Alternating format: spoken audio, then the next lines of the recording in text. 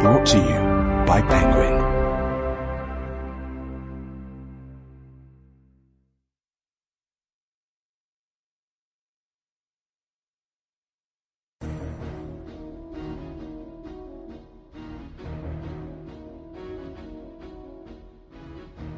Bad Luck and Trouble. Written by Lee Child. Read by Jeff Harding. The moral right of the author has been asserted. Chapter 1.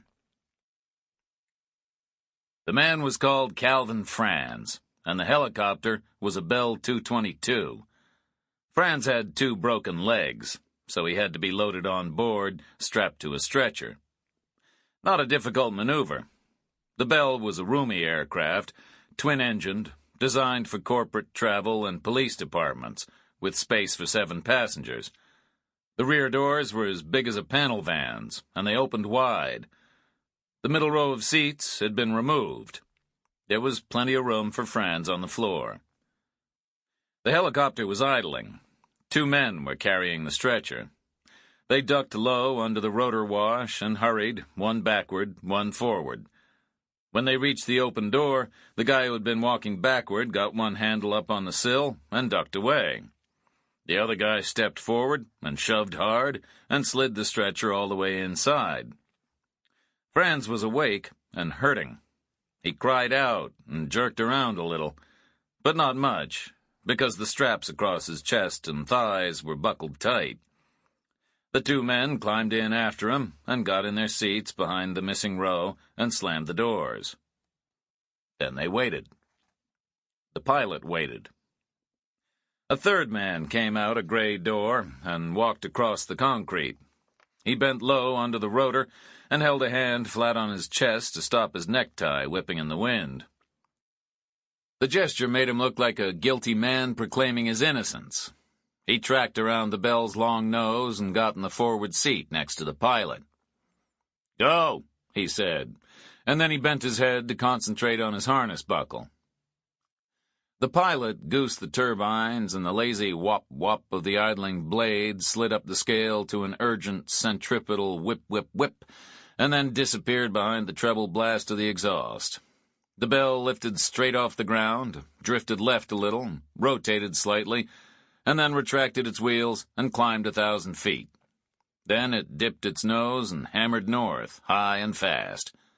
Below it, roads and science parks and small factories and neat, isolated suburban communities slid past.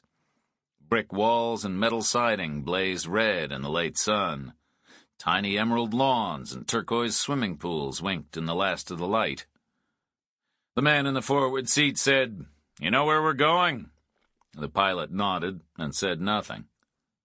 The Bell clattered onward, turning east of north, climbing a little higher, heading for darkness.